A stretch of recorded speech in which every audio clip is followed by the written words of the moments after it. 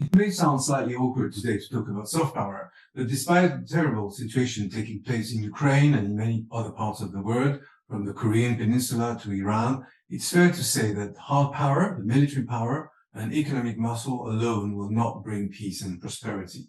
I want to come back to the original thinking behind soft power. Back in the 1990s, Professor Joseph Nye of Harvard University coined a term in his 1990 book, Bound to Lead. Soft power, he wrote, rests on the ability to shape the preferences of others. It is leading by example and attracting others to do what you want. Professor Nye tells the story of former US President Theodore Roosevelt, who famously said that we must speak softly and carry a big stick. Leaders must be able to combine hard power, characterized by coercion, and soft power, relying instead on attraction.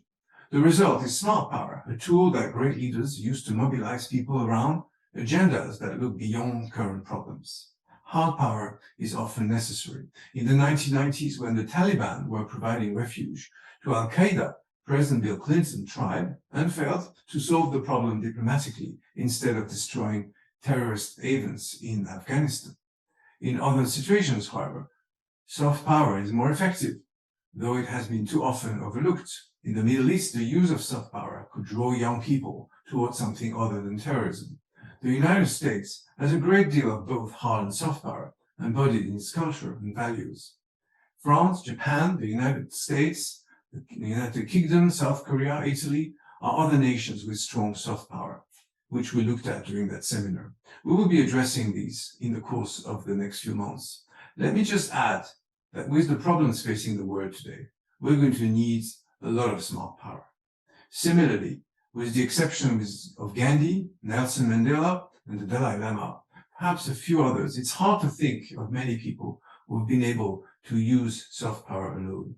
In this multipolar environment, governments face enormous challenges to world peace, the global economy, and the environment, and they need a combination of these tools. Over the years, there has been much criticism about the US military presence in Europe and about NATO.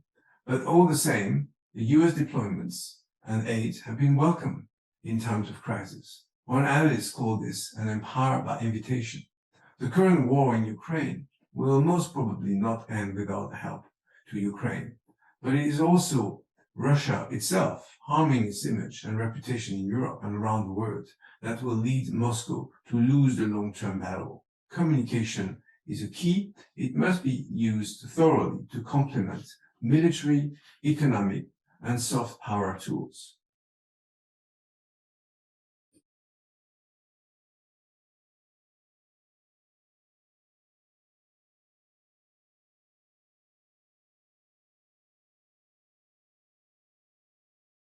Legitimacy of power stems from the people's free will and consent. And this is our common sense, and this is not theirs. But we have to believe that our narrative will prevail in the end. That dictatorship cannot sustain itself for a long time. And we believe that our system will prevail, but meantime, we have to be in competition with them. The key is the global south. Can we expand into global south or not? In this century, Asia will occupy 60% of world population. It's not amazing, isn't it? But it also will occupy 60% of world production. If we are not successful, we'll be marginalized. The West will be marginalized. We cannot let it happen. So we have to fight back. I have to say, the agents for democracy, rule of law, or our free liberal thinking prevailing, I have to say that the communities must have some ethical entity, the polished ethics inside the community. If the communities have it, they can import the Western system quite easily. This is Japanese case. This must be Chinese case too. Chinese refugees, I have to say, there are some who left China after Tiananmen. They say China does share universal values. The communists don't accept it, but Chinese do. I fully agree with them. Confucius said the ren is the most important value for them. That means love. And love is the most important value for them. And they said, the Confucius said once asked by some not very wise student, what's ren? He said, it is to love people. He said, his students 200 years later, called Mencius, he says, abusive king can be decapitated. It's very much French Revolution thinking, right? And this is the Chinese Revolution thinking. That king can be decapitated because his mandate from the heaven is based upon his love to the people. If he's abusive, the heaven cancels its mandates, so the king can be decapitated because he's no longer a king. This is very ancient Chinese thinking, and this is widely shared by many Chinese. I believe that communists do understand that, and they fear their own fate in the future.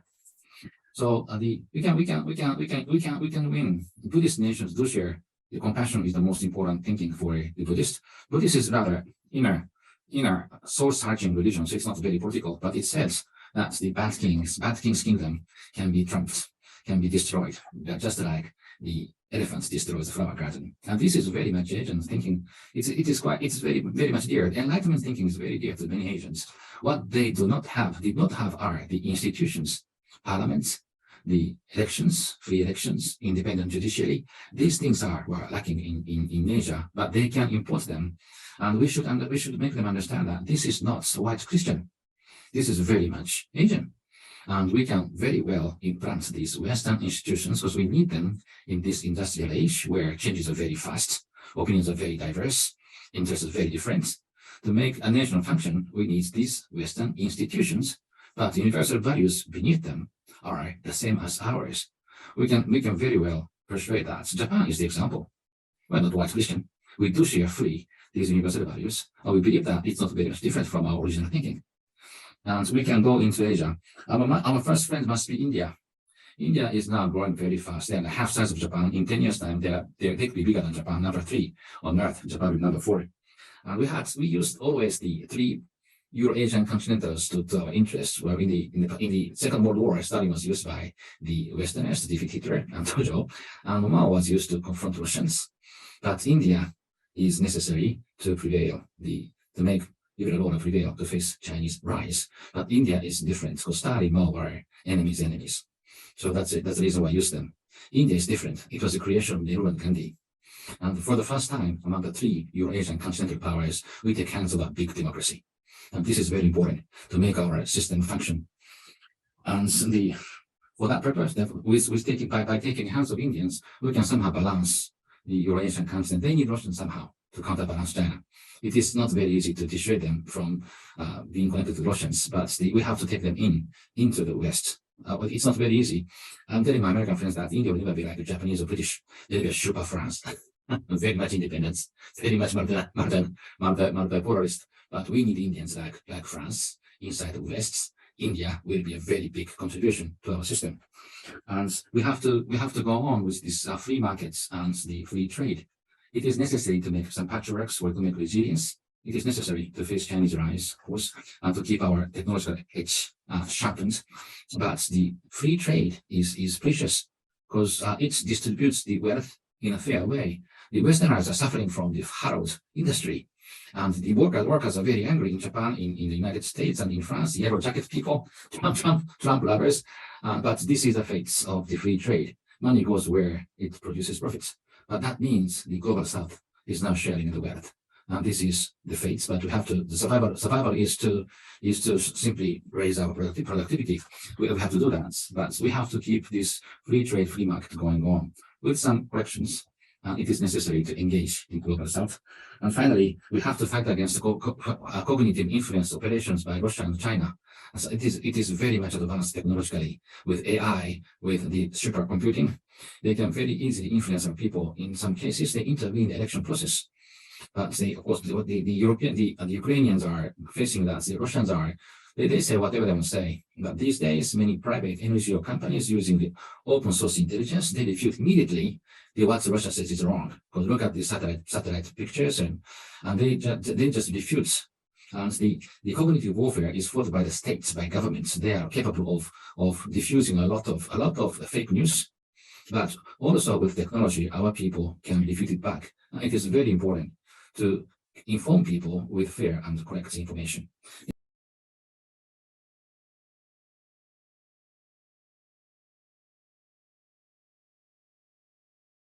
The word influence has come to mean very different things nowadays.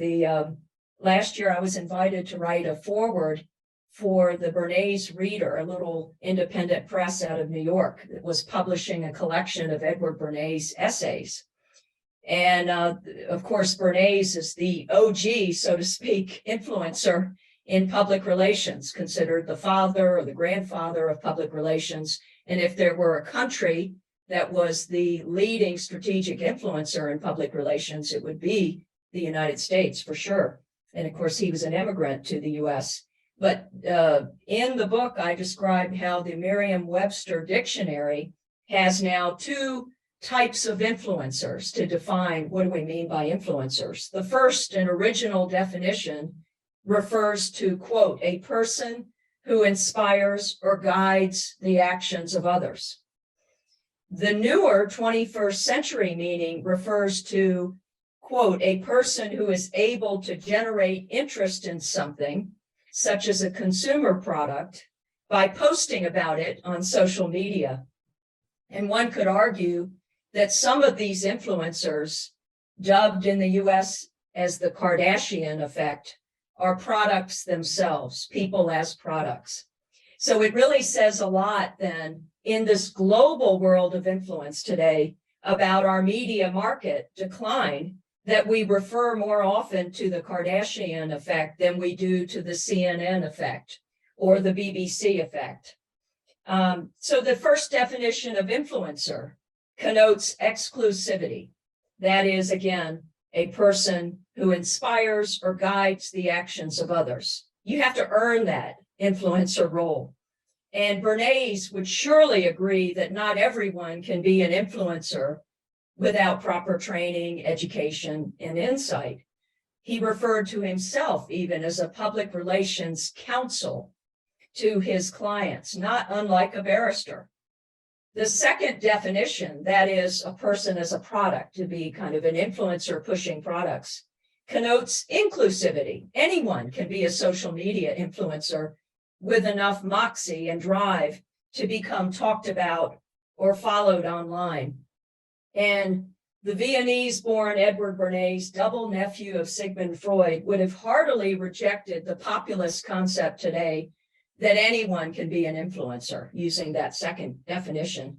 In fact, Bernays, like Walter Lippmann and Harold Laswell, believed in war and peacetime propaganda campaigns that served primarily the interests of the ruling power classes against the unreliable, undisciplined, but malleable masses, what Walter Lippmann famously referred to as the bewildered herd.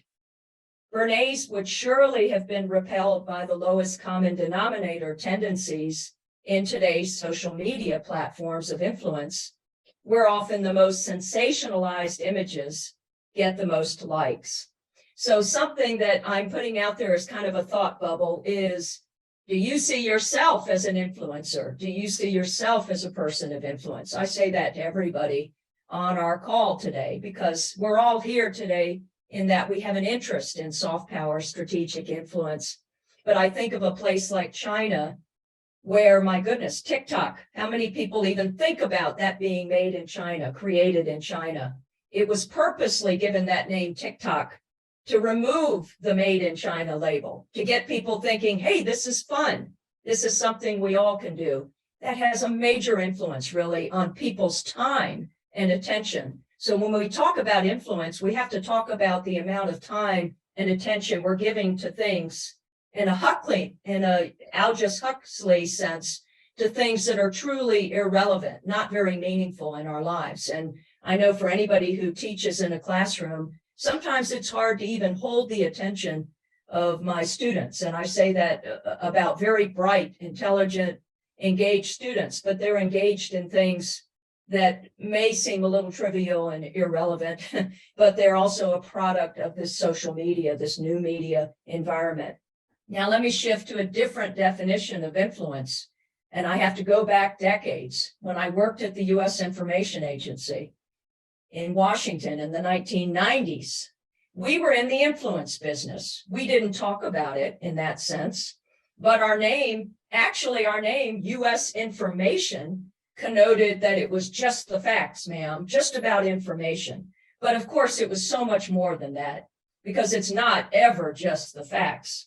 In our case, it was about the exchange of information about America to the world, i.e. through public diplomacy, international broadcasting. Voice of America was directly across the street from our building in Washington. And every day when I walked into my office, I read the phrase, telling America's story to the world. And so in terms of influence, we were using broadcasting, the Fulbright program, arts and intellectual exchanges to influence, indeed, the attitudes and behaviors of foreign publics in support of U.S. national interests and goals. So we were not then, nor are we now. And of course, USIA is now part of the State Department. We're not neutral. We're not passive observers. It isn't just about information. My USIA boss was Joseph Duffy, who said that PD is about explaining America to the world, to our would-be friends, as well as our adversaries. He said, it is about influence. It is strategic communication. So it's interesting, soft power, we still have it out there and it's a big buzzword, but now you're hearing a shift more to strategic communication. And I'm not sure what gave rise to that. However, Stratcom has more of a military origin to it in this early century, and now governments, and in the context of a lot of global crises and hegemonic power competition, we're using that term. Of course, NATO uses it very readily, and I do work with NATO, the Center on Excellence in Strategic Communications in Riga, Latvia. I like the term strategic communication. Soft power, I like, but again, we bandy it around. We don't always define it enough. I like putting definitions out there. So what gave the U.S. a strategic influence advantage that I'm not sure is our advantage today? What gave it an advantage during the Cold War? If you go back to the 1960s, Edward R. Murrow became the director of USIA under JFK. And of course, Murrow already had so much credibility as the CBS correspondent. This is London broadcasts, Murrow's voice. And then he becomes a propagandist on behalf of the US government. But what Murrow said is that truth is the best propaganda. We know that phrase. But he also said that America's strength was to share its transparency, warts and all.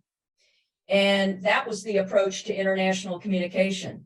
So he actually took the lead when the Soviet Union wanted to point out how poorly African Americans were being treated.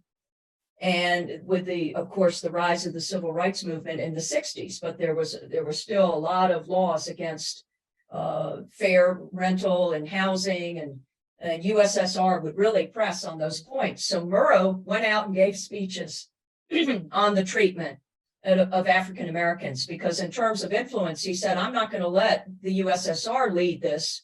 I'm going to share what's happening in Washington and in other parts of the country. One of the most influential speeches he gave was to the NAACP.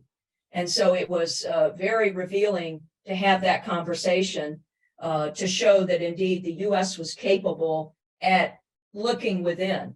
The reason why I say I'm not sure if it's a comparative advantage now is that a lot of the warts and all of the realities, our political division, the polarization with every election, that we still don't have it settled, that there are, big time losers who say that that was an unfair election. Now we hear every time. That's a country that has to really watch itself, that it doesn't go into a decline where it no longer has that strategic international influence. So I'm sort of thinking out loud now as an American who predominantly lives abroad.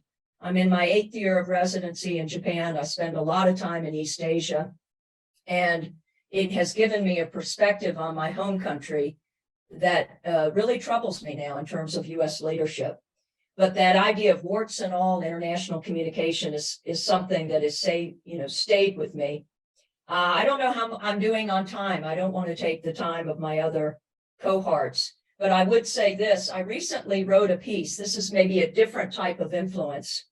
As a strong advocate for educational exchanges and in service to both national and global interests, the U.S. has been the largest recipient of international students for quite some time. We know the country that has been the largest sender of students is, again, the People's Republic of China. So you have the US and China, the sender and the receiver, they're not engaging in this exchange diplomacy, if you will, in higher education simply because they love education. It's so much more than that. They do it, the sending and receiving, to create influence exchange agents. And something that is very clear to me when the Chinese students go abroad, they're very aware of a greater responsibility they have to their motherland. You don't have typically an American student, even on a Fulbright, go abroad and think, I've got to think larger and broader of my commitment to US interests overseas. I think some may feel that way, but it's not really baked into our exchanges. It's more about your individual sort of prestige from a scholarship like that. I think it is baked into a lot of the Chinese students going abroad. Thank you. So this is why measures such as the Times Higher Education magazine, which ranks countries, universities, plays into soft power. And it puts other countries on influence notice. And the piece I wrote in Nikkei Asia just a few weeks ago had the provocative title, "Without Internationalization, Japanese Higher Education is Sinking." And I say that as somebody who spent 6 years at a Japanese university. But there are 2 Japanese universities in the top 200 that the Times Higher Education recognized, University of Tokyo and Kyoto University, and they've even slipped some. Meanwhile, mainland China has 11 in the top 200, another 5 more in Hong Kong. So Japan is already well known as a soft power superpower in the world, but I would argue not in higher education as a whole. And there are a lot of reasons for this: the rise and the fall, the rise of the China universities, the fall somewhat of some of the Japanese universities, and only a small part of it, but it is a part that I point out in the article, is due to the lack of English as a communication tool of influence. When I go to China, Chinese students from a very young age to graduate PhD students greet me with their English names. And English is seen as a comparative advantage, a way to establish a relationship with a foreigner, especially a foreign professor. In Japan, too much of this foreignness is sometimes seen as a negative.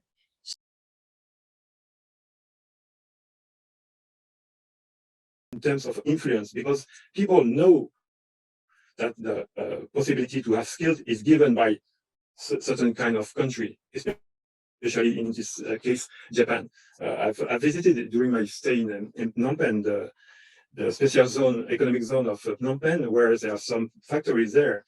And one of them, it's something of kind of proud for the Cambodian. It's a Japanese factory who produced small accessories for smartphone and so on. Until now, Cambodia was specialized in textile and very low qualified work.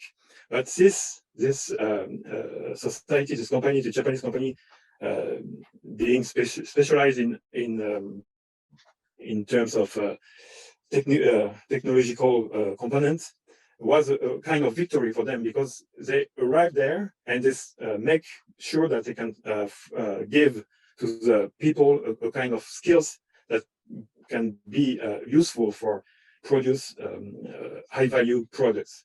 This first factory is a kind of victory for Cambodia, but also for Japan, because it's seen once again like something very important, that Japan is giving something different from other countries like China, who give a lot of money, but not enough skill. You need to be proud of it, of this. And that's why, of course, that Japan has the best profile in South Asia in terms of trust.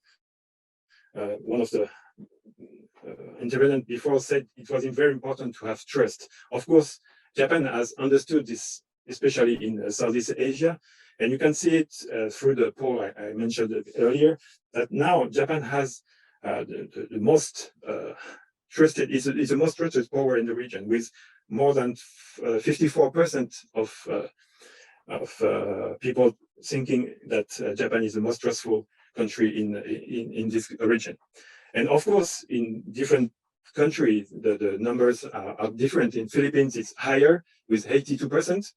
It's very high also in Vietnam with 63%, in Myanmar 58%, and in Cambodia it was very high until last year, but this year for a reason I don't know, because when I was there I felt that the Japanese was still very lacked by the population, but this year the level of trust among Japanese is very low in Cambodia, but I can't understand why until now. Because also it will be also an interesting point. This year, with the assassination of Abe Shinzo, the Prime Minister of Cambodia, Hun Sen, was one of the few head of state who were in Tokyo for the national funeral in September. It must be a lot. Also, among young people, and not only young people, the role of Japanese company in terms of cultural impact is also very important for them. That's why I don't understand why the poll is so low this year. And one of my of the people I met in Phnom Penh told me that a few years ago, when a Cambodian want to go to a movie, he has to go to Bangkok. And it changed, and this changed because of Japanese, of a Japanese company called Aeon, which specializes in malls in Japan, but also in Cambodia. Opened until now 2 malls in Phnom Penh, and the third one is still on this building right now. And for them, for the Cambodian, I mean, it was very important because it changed really their life in terms of access to movies, not only Japanese movies, of course, but it's Japanese company who gives them the possibility, and they don't forget it. That's why the success of Japanese soft power is very encouraging other Asian powers to make the same things. I think, of course, of China and South Korea, of course, because these 2 countries are also rivals of Japan in terms of soft power and influence in Asia. And this country started to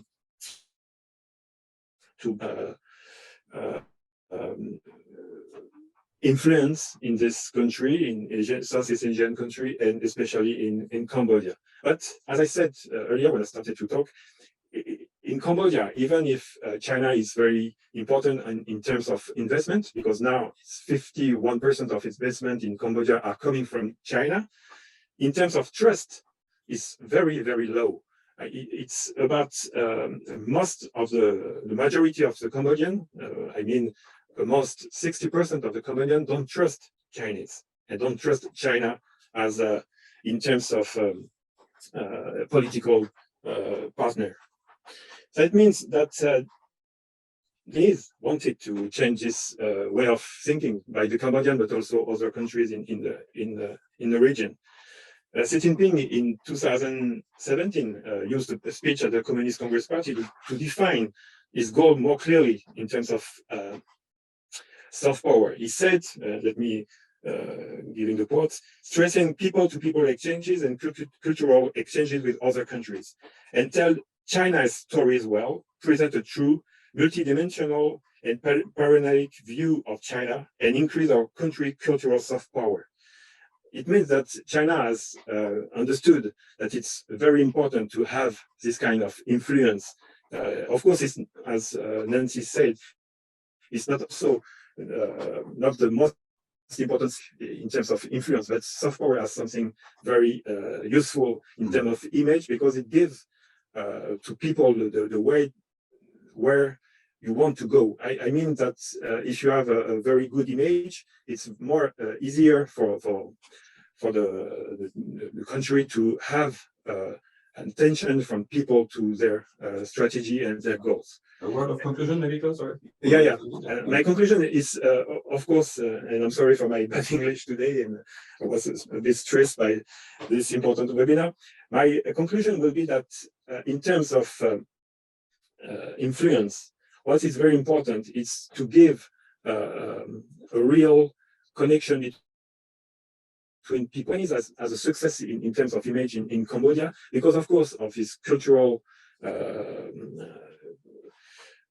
popular culture in terms of mangas or animation, but also because he realized he was succeed in terms of building connection between people, in terms of formation, for example. And this is very important. And with all the people I talked with in Cambodia, it was the same discourse. It means that the Japanese give them some skills they haven't. So with this, they can build something new for the country.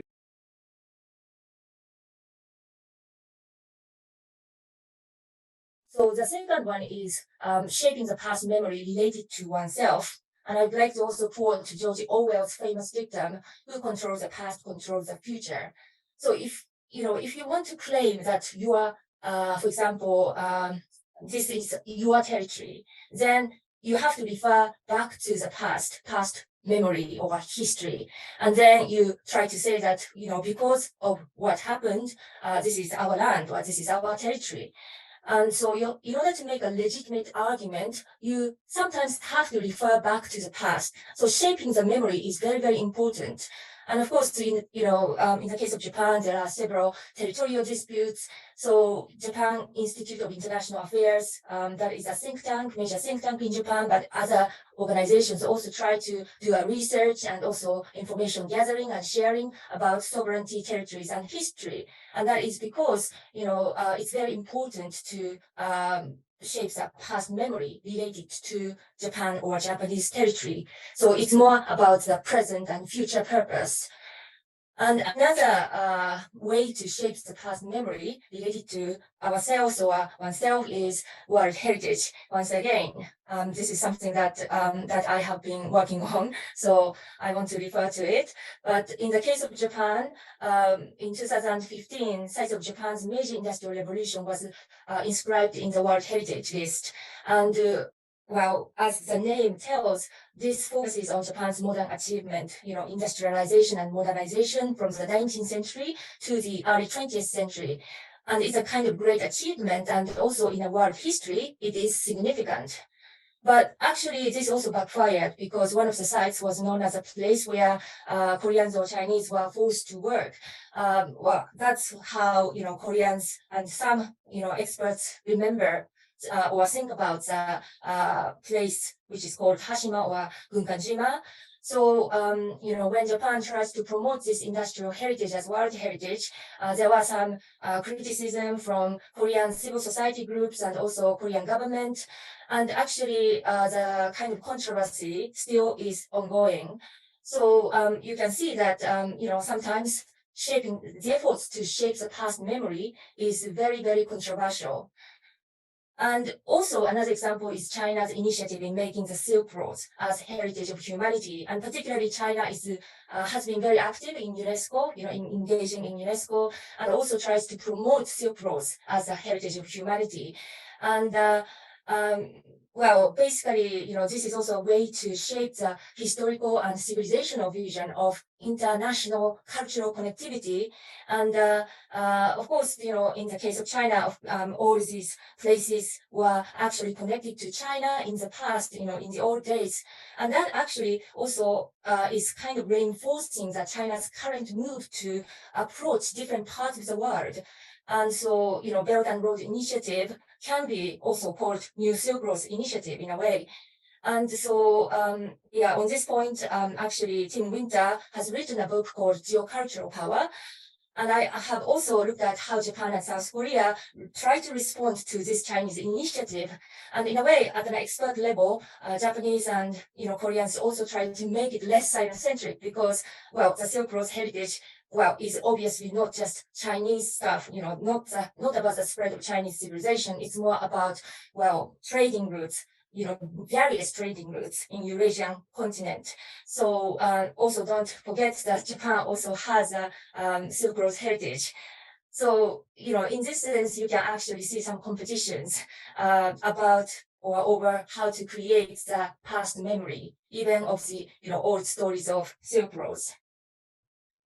And then the third one is, to shape a global vision of desirable international order and oneself.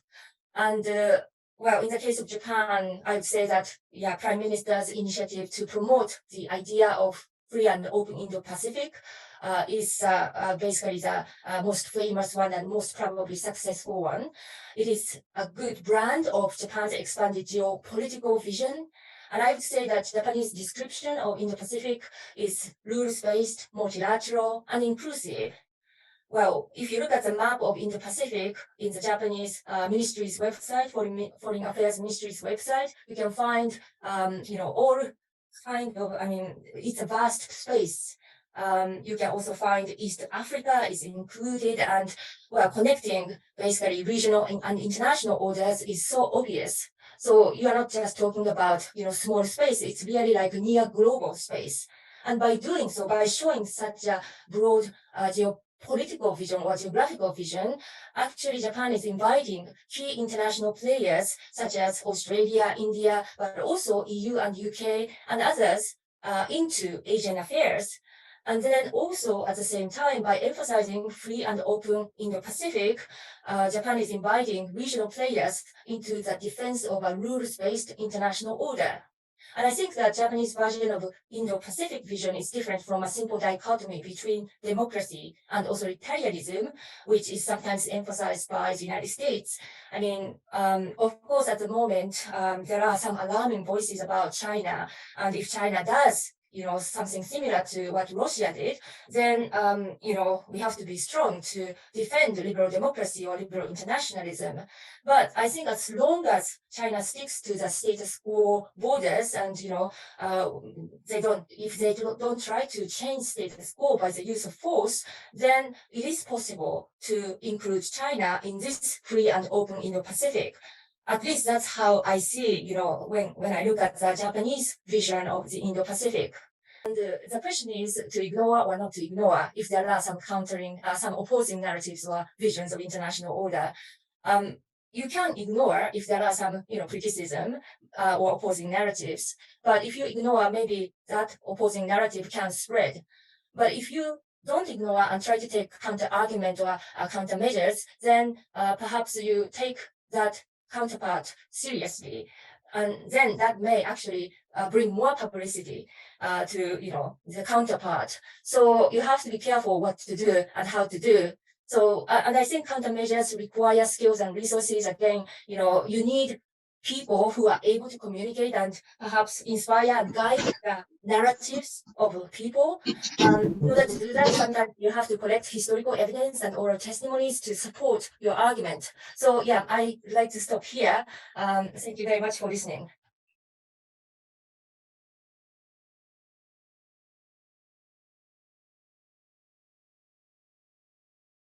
But I'm going to make 2 or 3 points. First, I started looking at Chinese soft power from the mid-2000s when China, entered the world stage as a major power, and obviously joining the WTO was very important.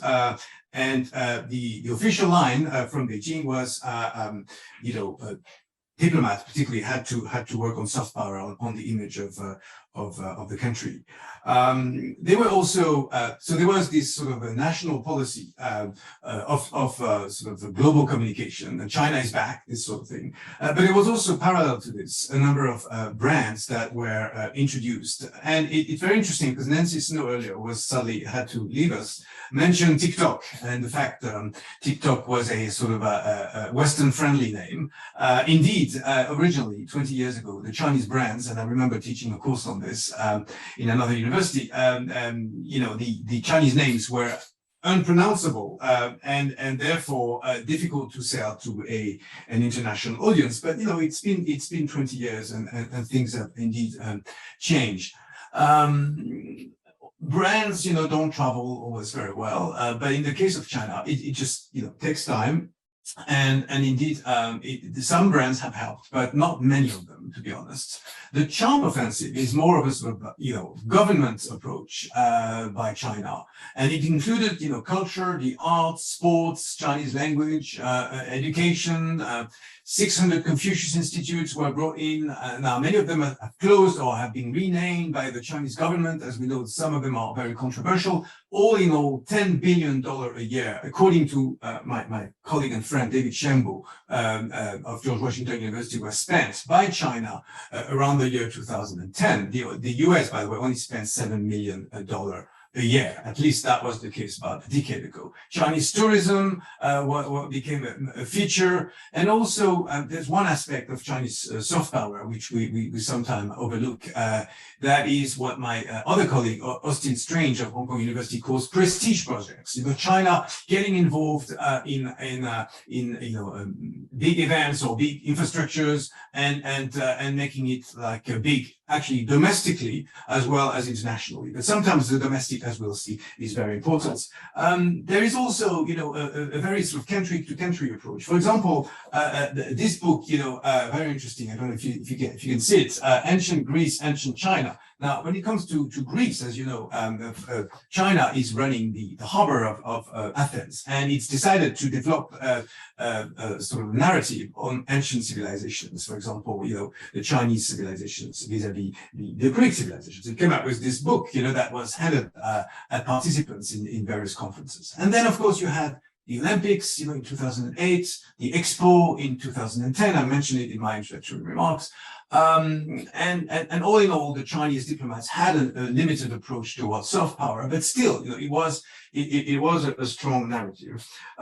Sadly, this hasn't worked that well in terms of outcome, but particularly because, and I don't have much time to show my slides, but the today's approach obviously is different, and a shift has been taking place since 2013. Obviously, it has a lot to do with the global shift of Chinese politics and Chinese diplomacy. Sometimes people speak about wolf warrior diplomats, and I won't go into this. But the appointment of Xi Jinping as the head of the party, as Secretary General, reflects a change of mood and a sort of the rejuvenation that the Communist Party is talking about. Includes some propaganda, and by the way, the word communication in Chinese government language doesn't exist. It's the word propaganda that is sort of more famous and common. There's nothing wrong about propaganda as far as the Communist Party is concerned. And the projects that China profiles are obviously tied to China's policy, and it has to feed a certain narrative from China. For example, the Belt and Road Initiative, which we've heard about previously, had some impact on the global image of China, and certainly in the global South, which Professor Kanehara mentioned, but not too much on the European front, or certainly not in America. And for example, Xi Jinping just announced last week in Bali that a third Belt and Road Forum will be announced. So we'll see what it actually means, because this is a different China. This is also a different Belt and Road that we're talking about. Overall, back to the idea of smart power, there are many obstacles to the possibility of China becoming a smart power, because a country derives its soft power from different resources: culture, political values, and foreign policy. Now, the foreign policy of China is a mixed bag of coercion and soft power. But certainly the wolf warriors and the propaganda that has been used over the past 2 or 3 years, particularly, has become damaging to China's image. So the soft power element has indeed been scaled down. This is not the time of the Beijing Olympics in 2008 or the Shanghai Expo, which was like a walk in the park for China, with 73 million visitors, including 3 million foreigners, and it was like the world coming to China. It was very much of a domestic effort to attract interest with the Chinese people, and to show China that the world was coming to China. So it's a different approach. And just a couple of words on public opinion. I mean, sadly, if I look at the latest Pew research, most publics really in the world outside of China have negative views of that country. I mean, in the US, obviously 76% unfavorable versus 20% favorable. I'll just take France, 66% unfavorable, 29% favorable. Japan, 88% unfavorable versus 10% favorable. And of course, if I take Singapore, on the other hand, that's 34% unfavorable, 64% favorable. And I won't go through these slides. Don't worry, Aurélien. And I want to conclude here by saying that Chinese soft power is very much tied to Chinese projects, Chinese diplomacy, Chinese hard power sometimes, and certainly Chinese economic power. And I want to refer to a recent paper of a colleague from the Carnegie Endowment, which is titled "Hard Cash and Soft Power When Chinese Firms Win EU Contracts." It's by Alison Carragher, and she just published this paper today. And I think it reflects really the fact that China is interested in a long-term presence in some countries, and Greece is a good example. Serbia is a good example. Sri Lanka in Asia would be very interesting. But so the soft power is part of the global effort. There is no specific soft power. I mean, unless you count the Belt and Road Initiative. But China is interested in building a long-term relationship and a package of things, including the possible, education, scientific cooperation, technology transfers, one way or the other. Usually it's, another country to China. But certainly infrastructures and technology are both part of it. I'll leave it there. Thank you.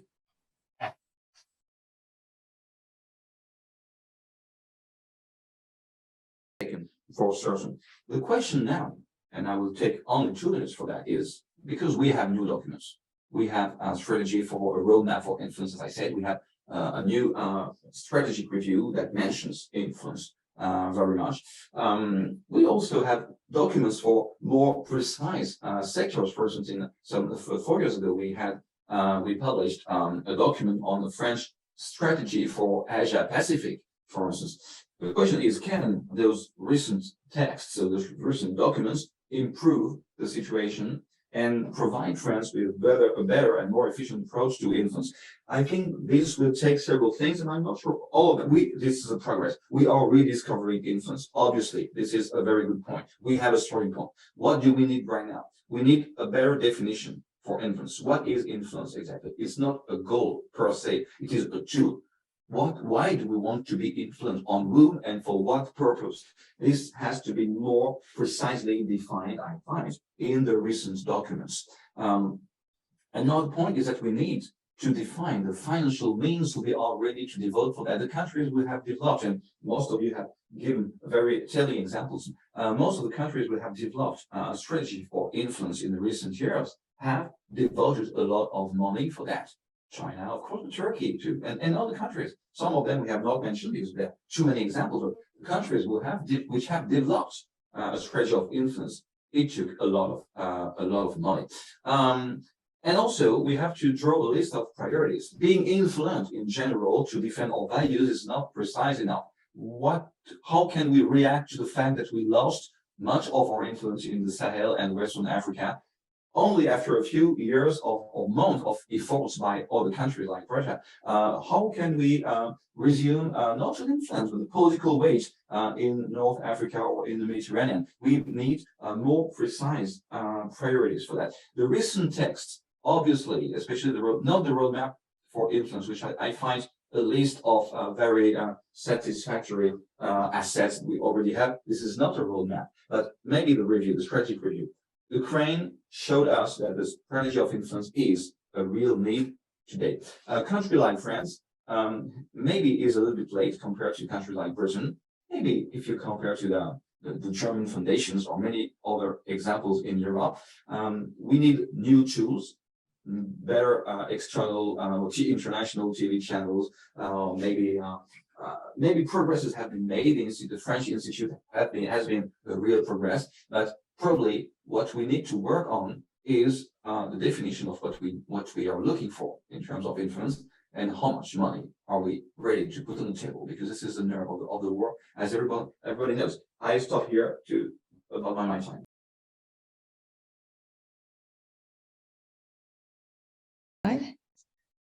So yeah, there is 4 pillars of soft power or new public diplomacy approaches conducted by the Japanese government. So number 1 is to message Japan's history and policy to achieve correct understanding from overseas. So for instance, Japanese government started encouraging foreign think tanks or press. Also, there is some collaboration among domestic think tanks, such as the Japan Institute of International Affairs. Also, some of the ODA PR activities. And the second one is sharing Japan's rich and diverse attractions. For instance, you have some of the pictures from São Paulo, the government of Brazil, called Japan House. The Japan House is located in Los Angeles, London, and São Paulo, 3 main cities in the world. And this is owned by the Japanese MOFA. Also, there are some cultural exchanges program by embassies and consulates. Also, as Nakano Sensei just talked about the Japan Foundation project, some of the Japan Foundation project. The number 3 is developing pro-Japanese group, such as exercising JET program. Some of you may know JET programs, also international student exchange program. Also cooperation with Japanese diaspora in Latin America, such as in São Paulo, Brazil. Also, the 4th pillar is improving Japan's presence, understanding, and favorability in the world.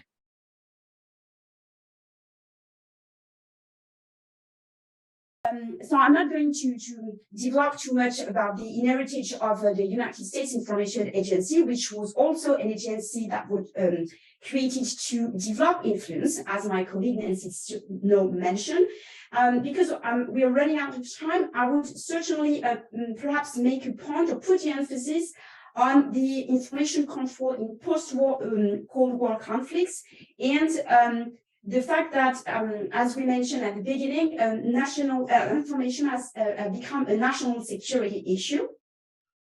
And this has come especially after 9/11, that would coincide with the loss of illusion about the victory of liberal ideas after the Cold War.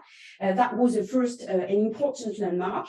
And this was particularly important for the US because at that time it was clear that the US was said to have won the war of 5 years at the beginning of the 1990s, was no longer mastering the projection of its model abroad, and its leadership was challenged not only by foreign or competing states, but also by non-state actors. So at that time, the US narrative has become to be damaged, not only by competing powers or non-state actors, but also by its own deeds, I would say.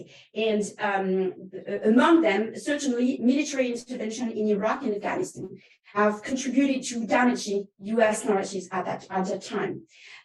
Obviously, this rings a bell, or this puts into perspective what happened with the Biden administration last year, because with the damaging, when we we're referring to the damaged narrative of the US today, we have to take into account not only the what I mentioned in the introduction about the pandemic, or mastering a counter-narrative, or trying to counter Russia disinformation, but also the role that the US is playing abroad, and the withdrawal from Afghanistan certainly has contributed to damage a little bit more US narrative abroad. So those vulnerabilities and those events are obviously exploited by competing powers, and this is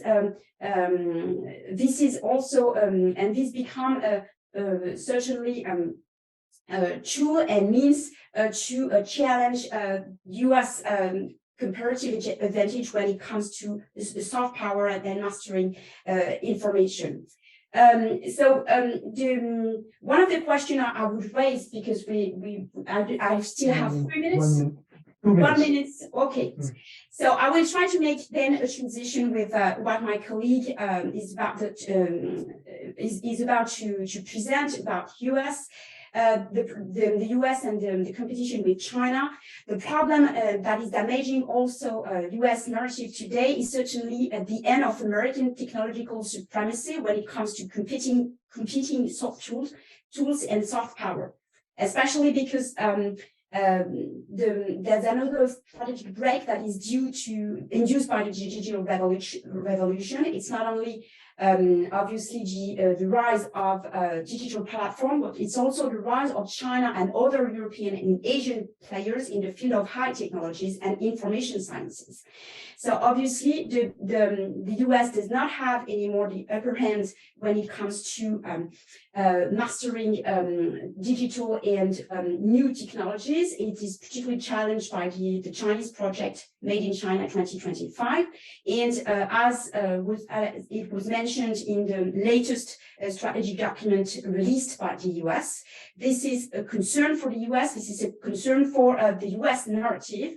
And one of the main goals of the US today is to try to outpace China when it comes to technological competition and technological advantage, and to make the world audience and its allies know about it.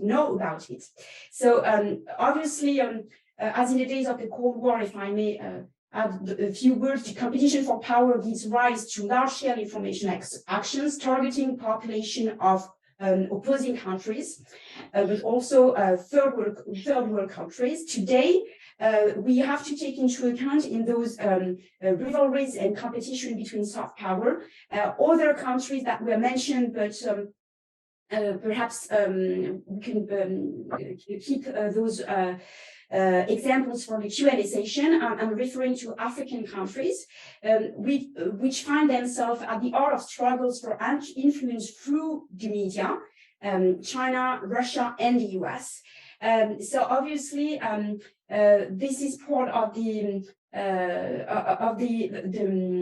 challenge that we have to examine and to think about, and to think that it's not only state media that are competing with one another when we're thinking about the challenge for soft power competitions, but it's also individuals, particularly in the US, that are giving a challenge to state strategy and to influence the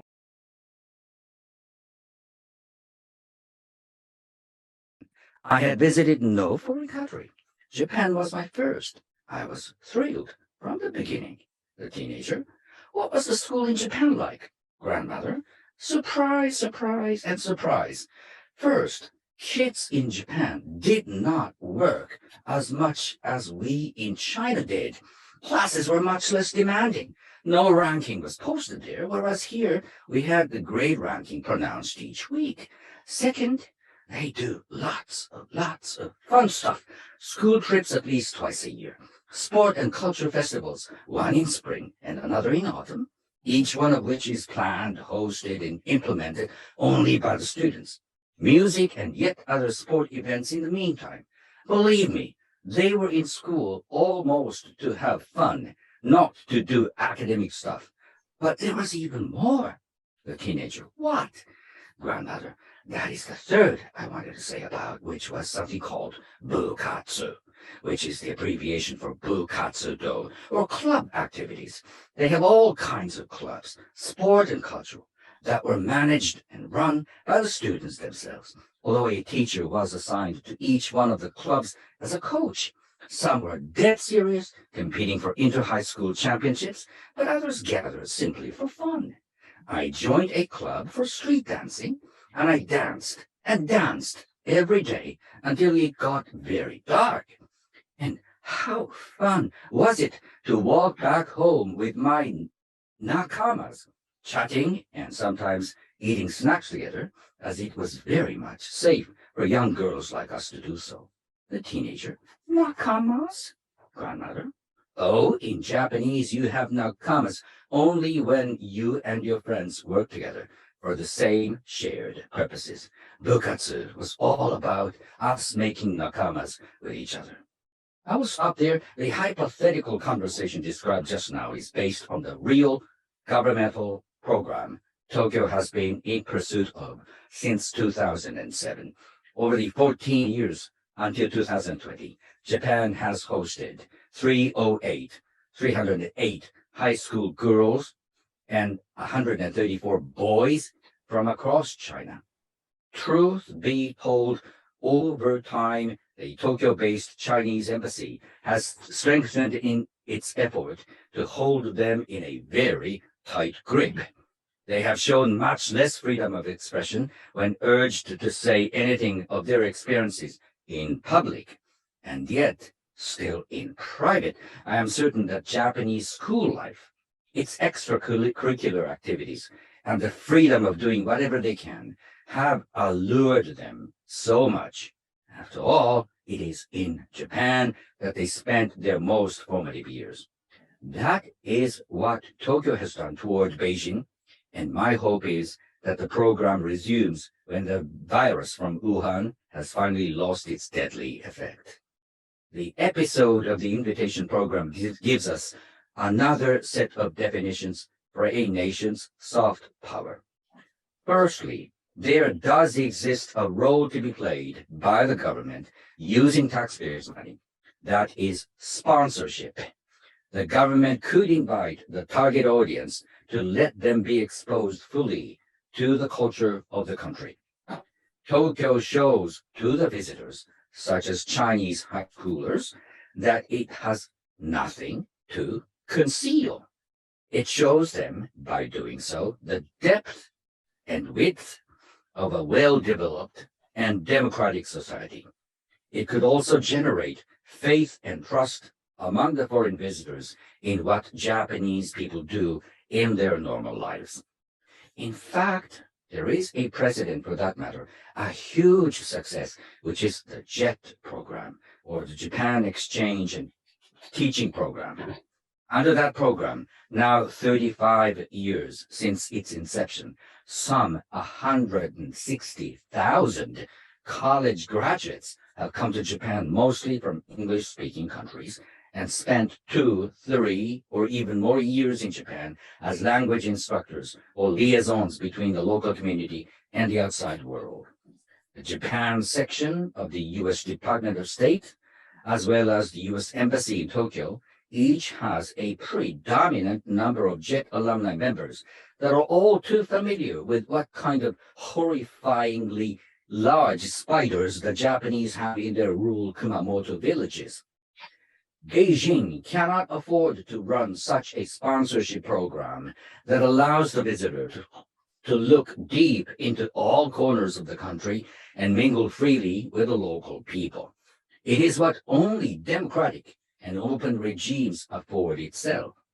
Japan, as much as France, should further enhance sponsorship and invitation programs of the kinds of JET and heart-to-heart, the one that invites Chinese high school students.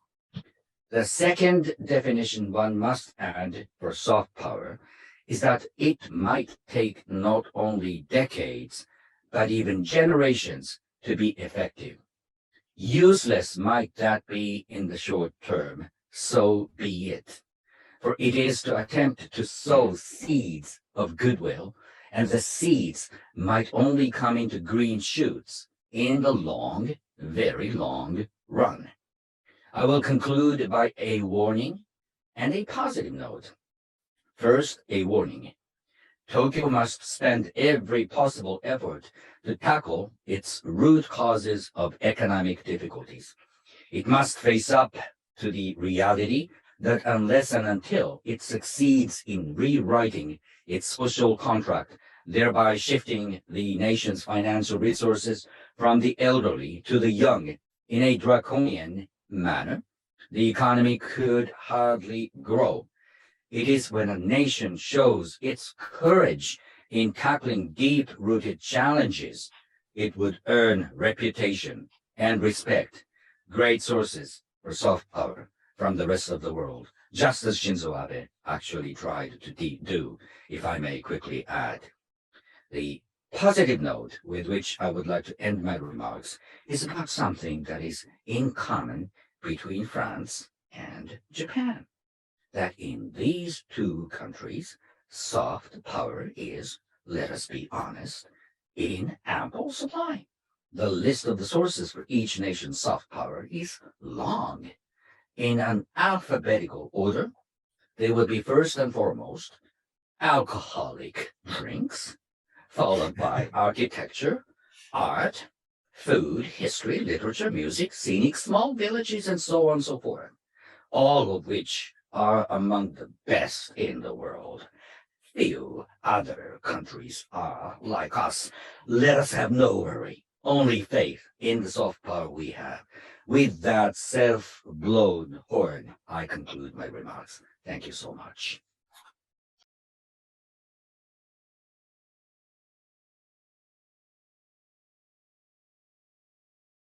So whilst once upon a time, we could address hard power very separately from soft power and consider soft power as quite irrelevant, I think now, hard power and soft power really are complementary, and sometimes it is hard to say what belongs to which category. For instance, the speeches, and that's maybe the second remark I'll make regarding Prime Minister Abe, since we have two former advisors to Prime Minister Abe and the most influential ones here. Prime Minister Abe, I believe, was tremendously influential, as was said before, with FOIP, because FOIP was and Kanehara-san's inventions paved the way for FOIP. So FOIP was really a tremendous asset in Japan's increased influence, and certainly Japan's influence increased under Prime Minister Abe. And then a second strong point, and I mean, there would be more maybe to add to the list, but something really striking, I feel, with Prime Minister Abe, and now I turn to Taniguchi Sensei because he was a speechwriter, are Prime Minister Abe's speeches related to history. And for instance, the 70th anniversary of the end of the war speech, the speech made by Abe Shinzo when he visited Pearl Harbor, the speech made by Abe Shinzo when he visited the Canberra Parliament in 2014. I believe, Taniguchi Sensei, you would have been the speechwriter of all those. What I found absolutely remarkable in all those, and it's been overlooked by a lot of Western observers, I believe, is that Prime Minister Abe, for the first time, talked as Prime Minister of Japan when he was talking about history, as opposed to saying, I apologize, he apologized in the name of the Japanese people, in a way that was subtly drafted, because it did take into account also the perceptions of the Japanese people. So I thought that was very remarkable. And in terms of increasing Japan's soft power, I think that did a great deal as well, in terms of bringing Japan closer to not only bridging differences with former countries with which tensions are a bit riper, or bringing Japan closer to its friends, Australia or the United States. I believe Japan did a great deal through those speeches. So these would be two remarks really to emphasize Japan's recent change in terms of the amount of influence it has had.